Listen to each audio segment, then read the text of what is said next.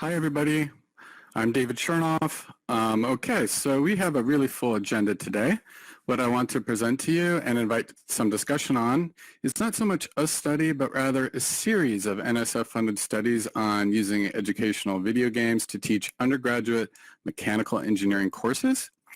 And there were two different games. The first is a car racing game called EduTorcs. And the second is a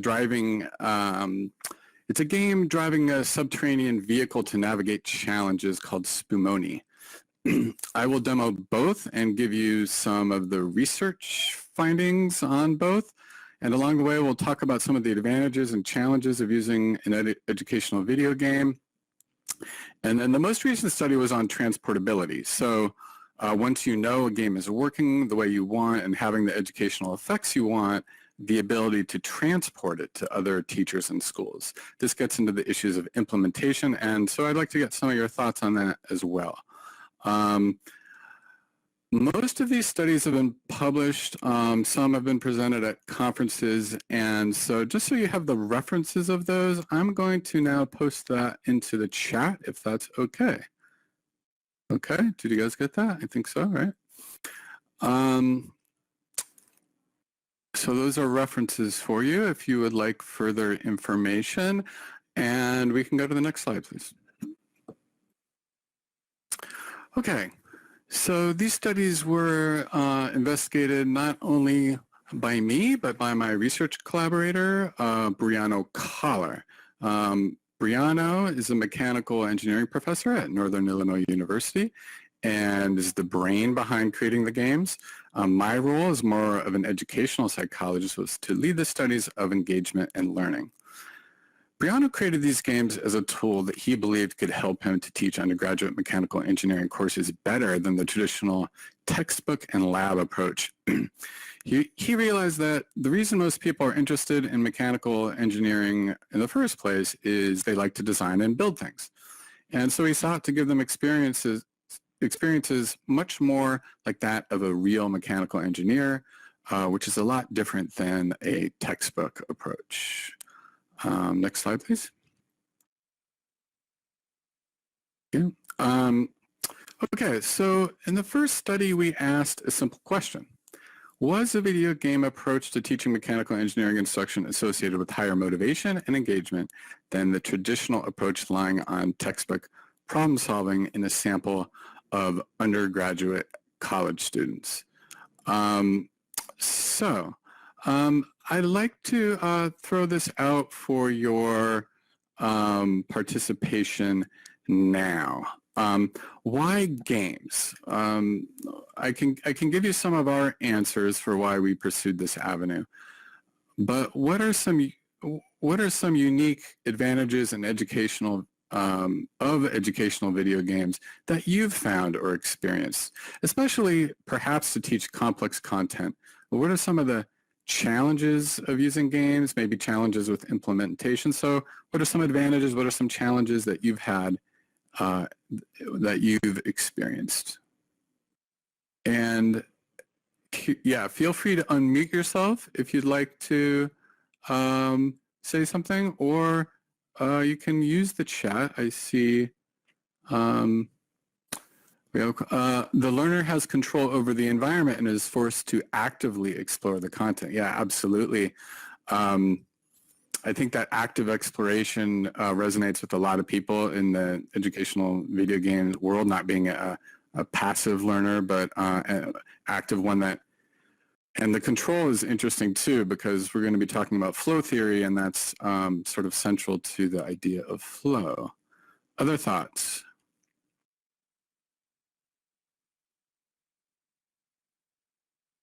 Give it just a little bit.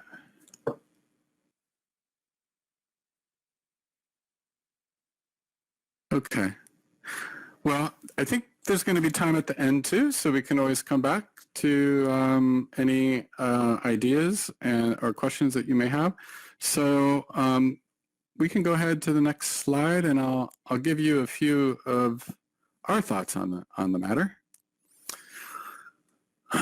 Okay, so when using a video game, players are sort of plunged right into it. They are immersed or they're enveloped. There's the concept of being there in the situation. So as I mentioned before, some of this relates to flow theory. I don't know if you've heard of flow theorized by Csikszentmihalyi. It's sort of like being in the zone. You might have heard that phrase of like when everything's, you see that basketball player, football player, where everything's just, they're completing, quarterbacks completing 10 passes in a row, can't seem to miss. At those times it looks easy, but it looks almost effortless, but actually someone's using a lot of their challenge, but they're fully challenged and they're using a lot of their skills. They're fully immersed. There's no distractions. They lose a sense of time, deep concentration, and consequently deep learning. Some other conditions of flow are clear goals and immediate feedback. So when playing a game, students have no need for a manual. The goals are clear. There are immediate opportunities to apply what they've learned. The feedback is immediate. It's abundant and unambiguous. Control was mentioned. That's another condition for flow. Some have said, some have had other ideas like that that the players get information just in time for like as they need it. So that's a powerful way to learn. That one reference up there, James Paul G's classic, What Video Games Have to Teach Us About Literacy and Learning. That was probably the first classic in the field that gives you a lot on like the educational benefits of video games. And then there have been a lot of books and writings since then. Okay, so we can move on to the next slide. Okay, I'm going to tell you a little bit more about flow theory here. So I already described like the experience of it, but the theory part is that according to the theory, your psychological state is predicted or dependent on the combination of relative challenge and relative skills. So when challenges and skills are both low, that predicts a state of apathy. When the challenge is higher than the skills, that predicts a state of anxiety.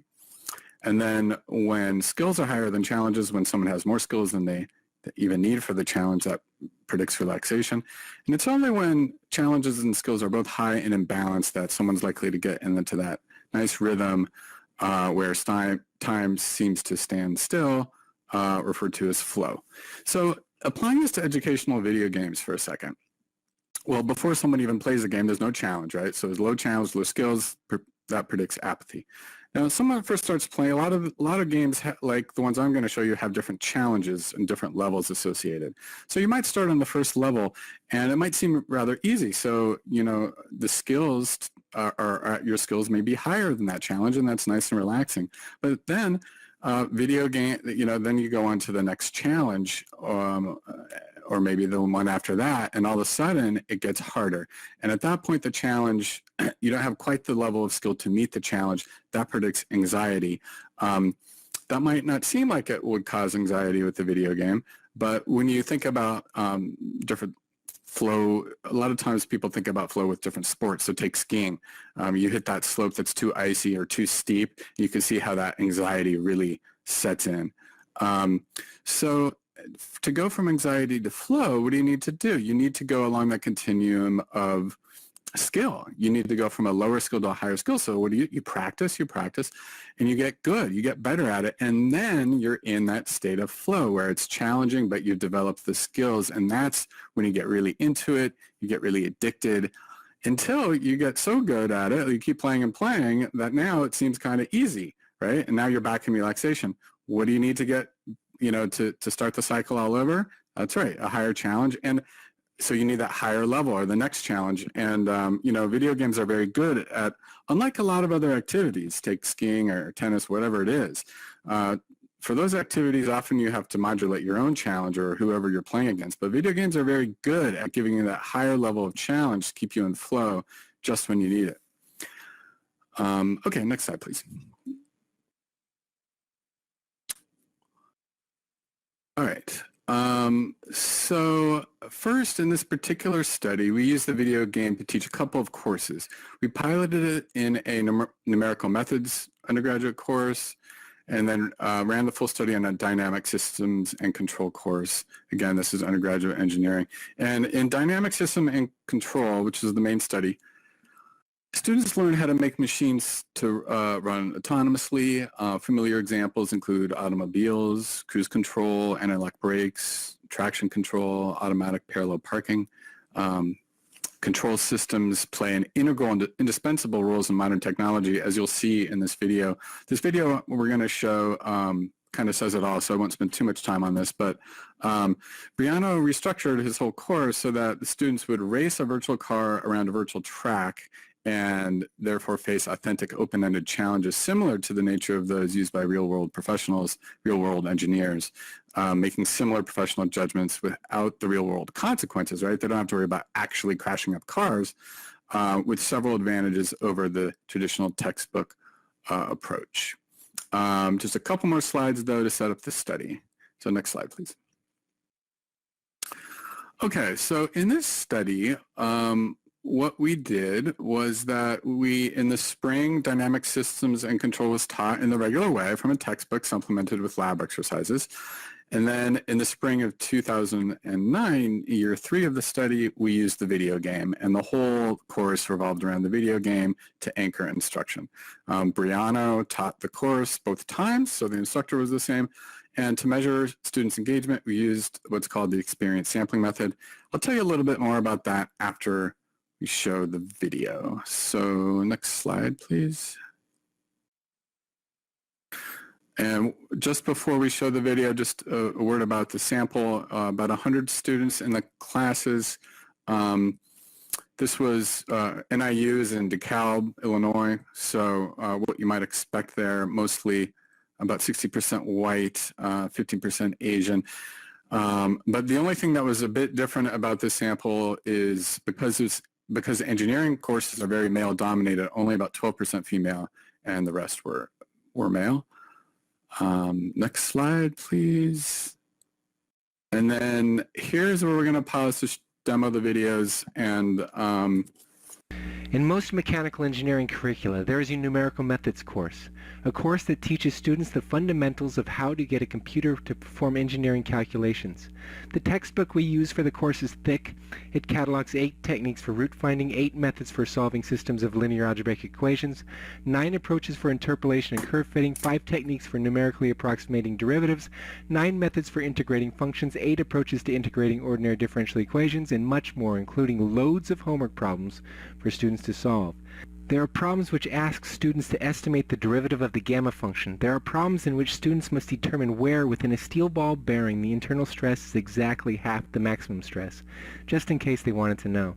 At NIU, we are pioneering a new way to teach numerical methods to our undergraduates. We are playing video games.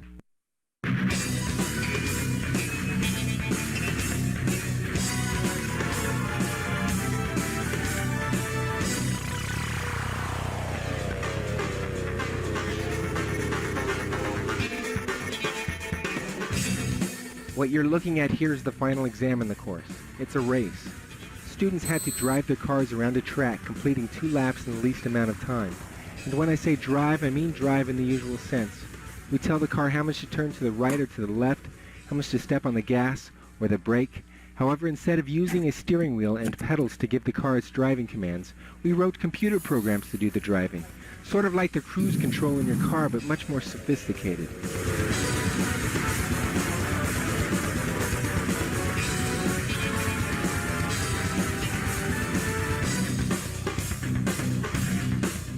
The computer program students wrote had to sense when the car was in a straightaway so that it could accelerate as fast as possible.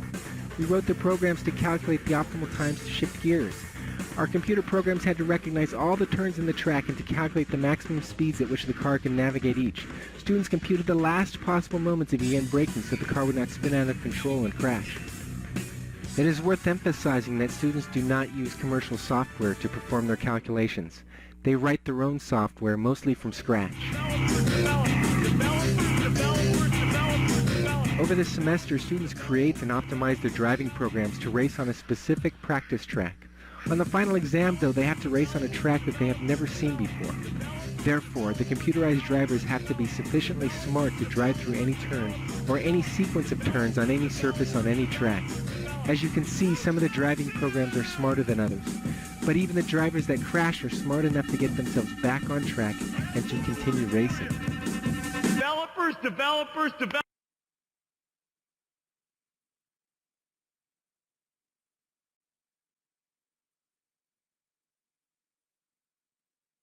They have computers with algorithms that can automatically correct drivers' mistakes in order to keep the vehicle on the road. Computer algorithms inside jumbo jet aircraft provide a means for the plane to keep itself on track. In fact, a modern airliner can land itself. This idea of a machine self-regulating or controlling itself pushes the boundaries of technology further into the domain of the previously impossible. So how do these control algorithms and rules work? It's simple. Of course, that's easy for me to say. I live and breathe the mathematics. It has meaning to me. I see how all the pieces fit together. I see the symmetries in the equations. It's beautiful. Unfortunately, when students look at the same equations, they often see something more like this. And that's to be expected, I guess. The mathematics can be intimidating. It takes a lot of effort and hard work to make sense of it. My philosophy is that learning the material can be a burdensome chore, or it can be an interesting journey that has purpose beyond getting a good grade in the course. In 2008, I began using a video game called EduTorcs to help teach the Dynamic Systems and Control course.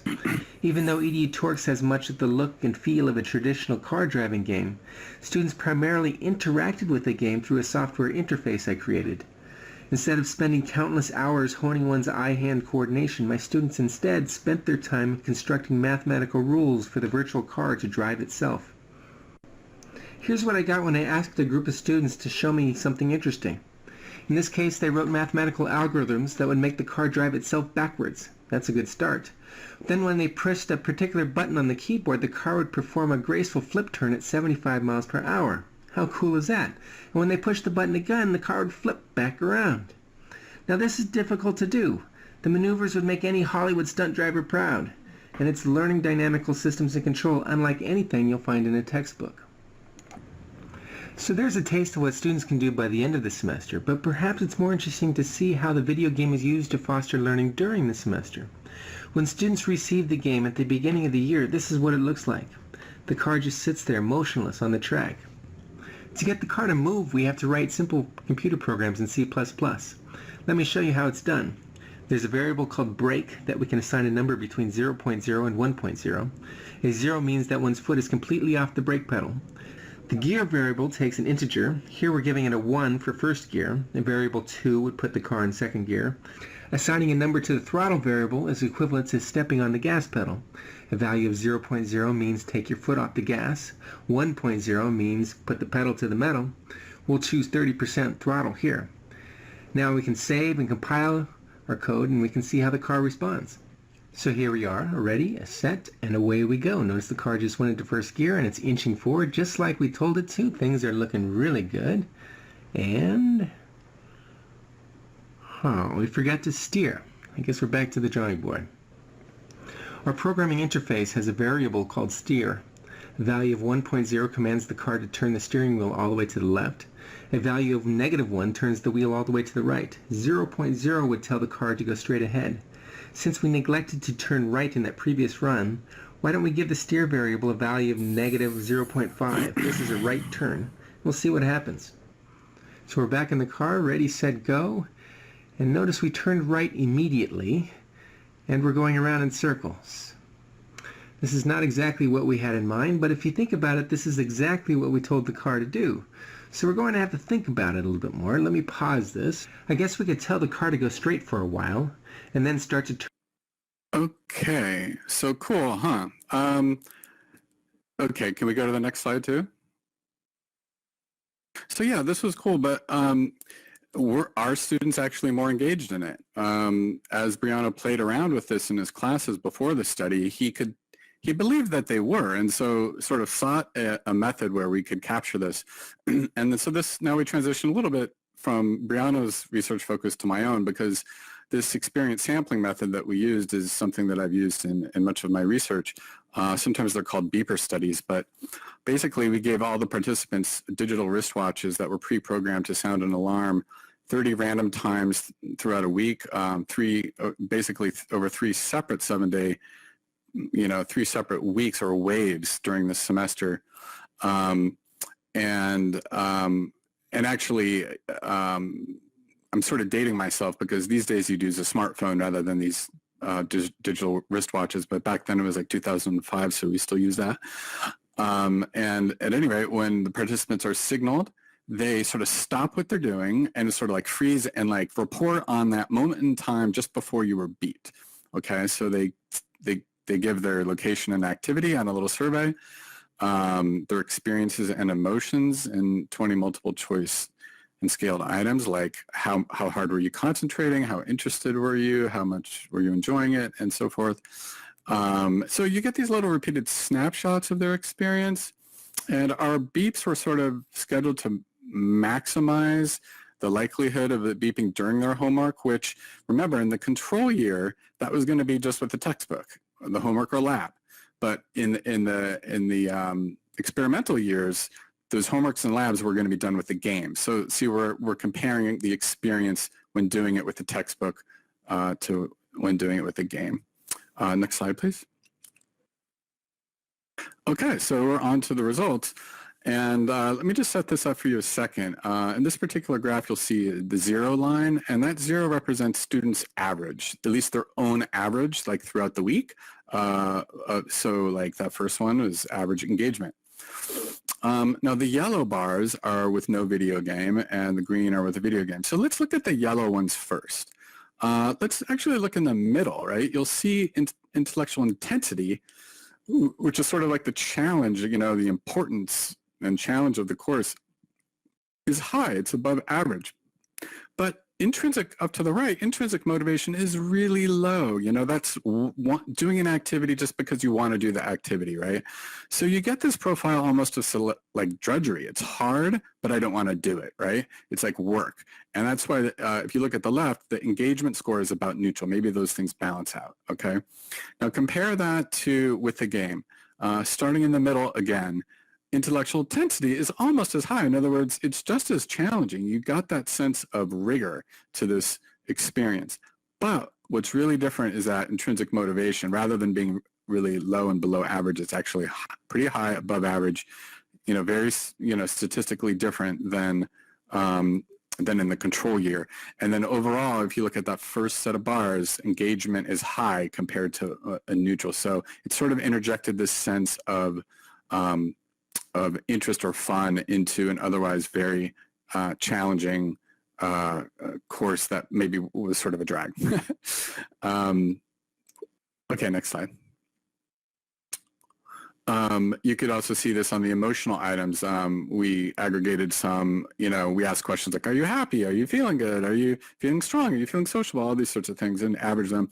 And also, frustrated, are you in a bad mood, etc. And you can see that in the no video game condition, positive affect was low and negative affect was high. So in a positive affect significantly higher in the game condition, and negative affect lower. Overall, it was like neutral, but it wasn't this sense of again, the sense of almost like drudgery. Okay, so let's go on to the next slide because you'll see another sort of dimension to this. We asked the players, the participants, did what they were doing feel like work, play, both, or neither? And here's where you really can see this big difference. So in the no video game condition, when they did their labs and their homework, it felt like work over 76% of the time. By far that was the most common response. When they're playing the video games, the most common response was like work and play. That's really interesting because flow actually has this property of like a work-like and play-like type of engagement. So people sometimes use the phrase serious play, just as in serious games, or playful work. So it seemed to have that property of being able to combine both aspects of engagement. Okay, next slide, please. Excuse me one moment, David. I did notice that there was a question from Joanna on the slide. Sure, thank you. In this particular example, are the learning outcomes the same, or is this a revamp of a course that is out to date? The learning outcomes. So, okay, in the next study, which is more or less the same study, but the study right after this is going to be on the learning outcomes. Those outcomes are going to be part of the course. The course is not out of date. This course is being taught all the time, but when it was taught was, this particular study that was back in 2006 or 7. So I don't know if that answers your question. I don't know if I totally gripped the spirit, but if I didn't, maybe you can write a follow-up question and I'll get to that. We can discuss it then. Is this updating the syllabus? Well, I guess you could say that when, he really revamped the course around the video game, so the whole syllabus had to be different because the nature of the homeworks and the labs were different. And I'm not sure if that answers your question, but again, we can take up more at the end if you wish. Is that fair? Okay, thanks. You're welcome.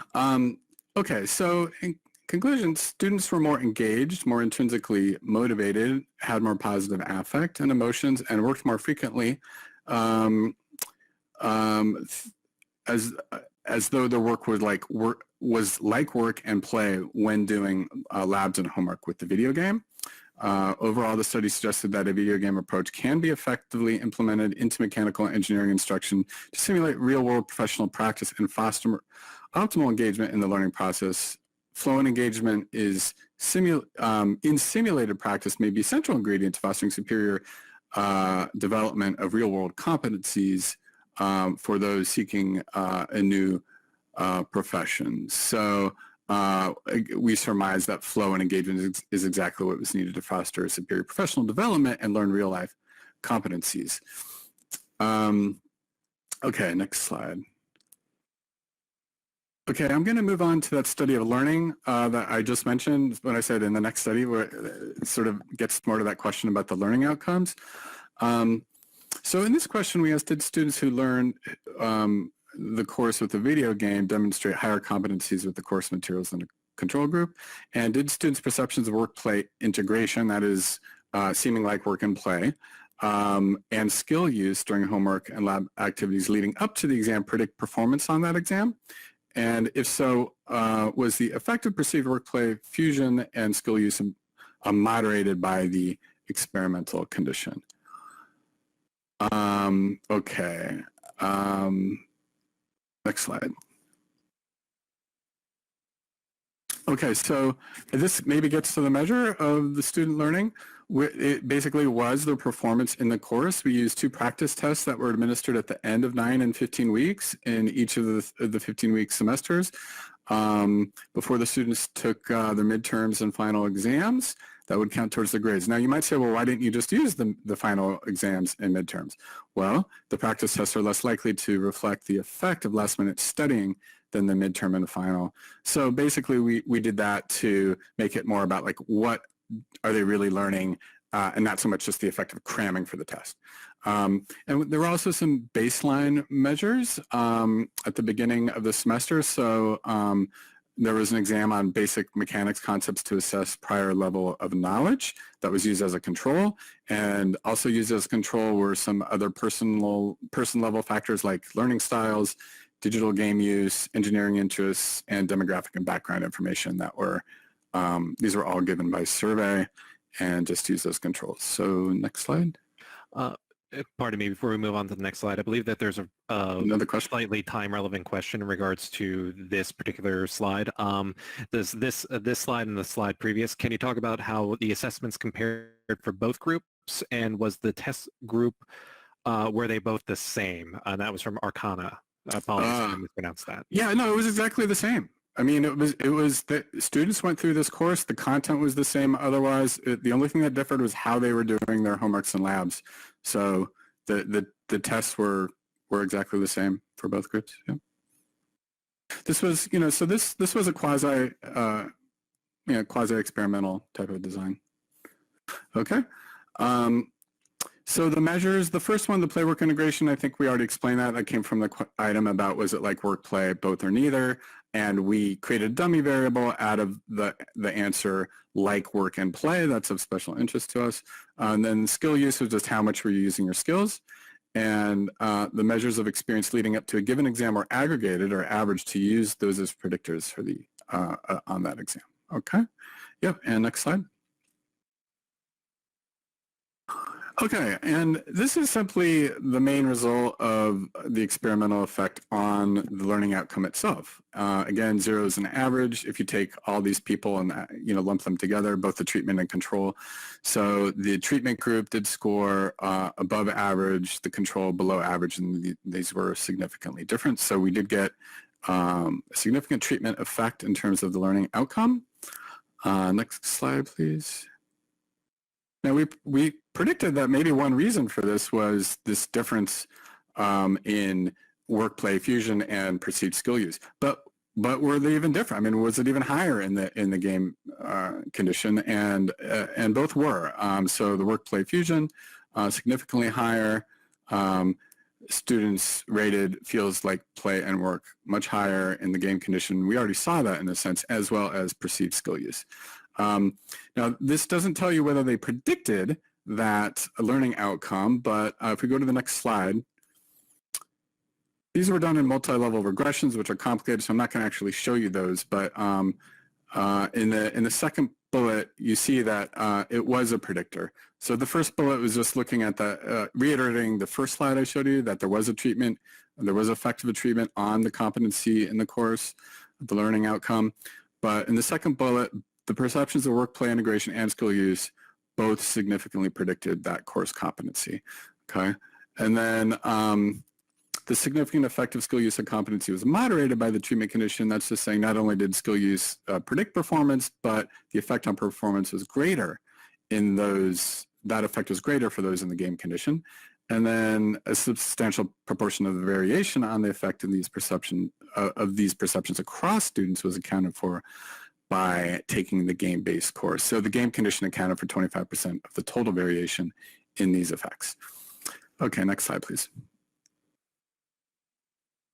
Okay, so students who took the game-based course learned substantially more and developed more mechanical engineering competencies than students who took the game course using the traditional approach.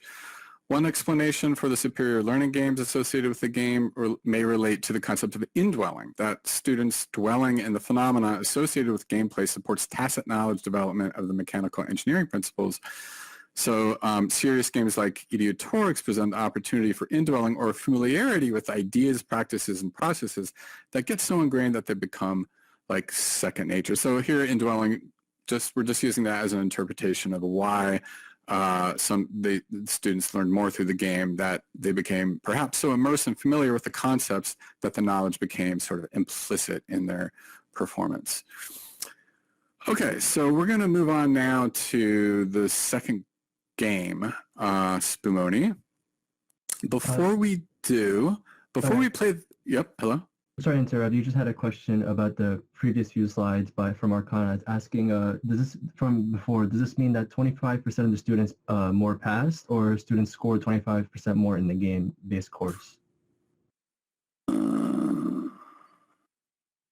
Or that students scored 25% more in the game course. It doesn't mean either. It just means that when you look at that variation in those predictions, like let's say every student has their own like effect, because it's like within student variation, that 25% of that variation was accounted for by the condition. It just gets sort of statistical, but it doesn't actually mean either of those. And just to let you know, we're approaching we're almost about 6 minutes left in the presentation. Right. Okay. Yeah, why don't we play that, play the Spumone video then? Engineering is about designing. It is about creating and inventing cool stuff. Learning engineering, getting a degree in engineering, is like learning anything big and worthwhile. It takes a lot of work.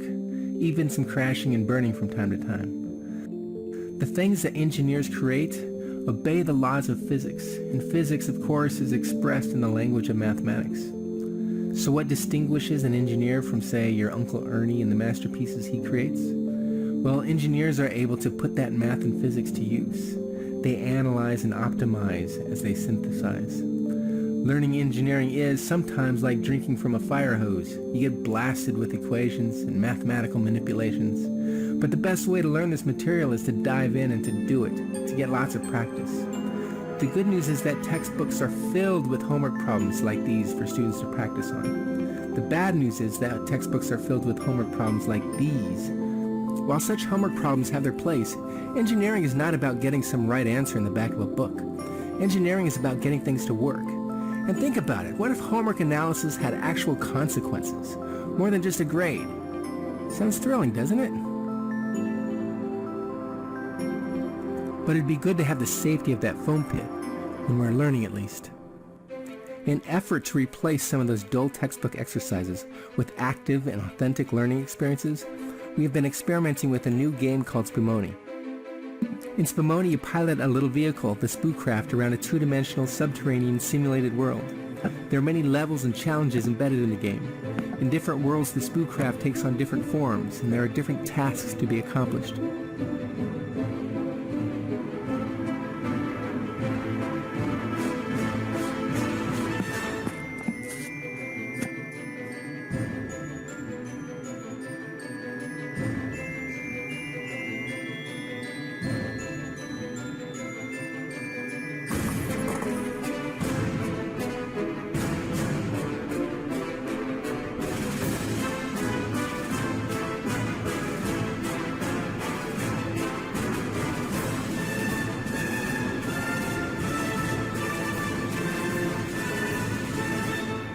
To pilot your Spoocraft, you may use a standard gamepad, but Spumone is not a game where spending hours of honing your eye-hand coordination is going to help you much.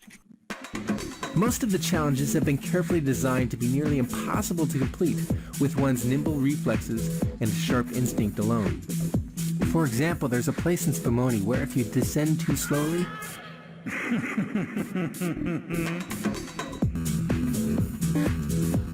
and if you descend a little more quickly, you break your legs on the landing pad, and now you're toast. As you can see, the window of opportunity is razor thin. So how are you going to beat Spumone? You'll have to beat it with your noodle, that's how. You'll have to recognize that although the virtual worlds within the game are almost cartoon-like, the Newtonian physics are realistic. Linear momentum is conserved when it should be. Angular momentum. Work energy. Particle kinematics. Rigid body kinematics. So yes, to beat Spumone, you're going to have to make engineering decisions. You must perform analysis. You must express your strategies mathematically and program those strategies into the built-in equation parser or into the C++ interface. With knowledge comes predictive power and the ability to make intricate things work. For example, one can derive mathematical rules that automatically turn on the right amount of thrust at exactly the right time.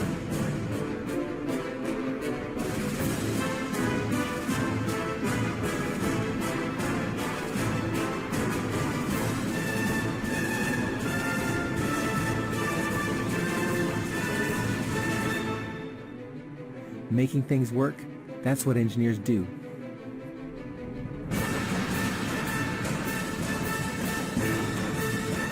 Okay. Yeah. So yeah, we ran out of time, but to give you the extreme Cliff Notes version, since we have to close out, our study showed similar gains in engagement and learning with the Spumone game. But then in the most recent study, we had a different kind of study. We wanted to know if we could transport it to other instructors. One was at NIU and one was at another university altogether. Could it be adapted by other instructors? Could they just take these games, in this case we use Spumone, could they plug it in and get the same results? And the basic answer was no. I mean, this was the one study where we did not get positive findings. They did not find similar learning games. They did not find similar levels of engagement at all. And that raises, basically in this case, raises interesting questions about interpretation, particularly, the question I was going to throw out to people and have people think about is what needs to be in place for instructors to adopt, adapt, or reinvent technologies like Spumone to make it a regular part of their teaching practices, especially to sort of transport it elsewhere. I don't know if people can stick around, if there's any thoughts on that or just any questions. That was going to be the issue that we're going to get at, but certainly in the references that I provided, you can, or some of those that are conference papers, or actually all of them, are available upon request. So if you want to request any of those papers from me that goes into more detail about the different parts, we have a paper on the transportability study. So if you want to know more about that, which gets into implementation issues. Also on that question about the magnitude of the score differences, one thing I do know more in statistical terms is that the difference was in standard deviation terms, it was pretty high. It was like up to a half of a standard deviation. So that was a pretty big difference in terms of the test scores. So since I do have to close out, and it looks like we don't have any questions, but people saying thanks, and we are over time, just wanted to thank everyone for coming to the session, attending the conference, and thank Carl and the moderator. And I hope this was useful for people, and see you around.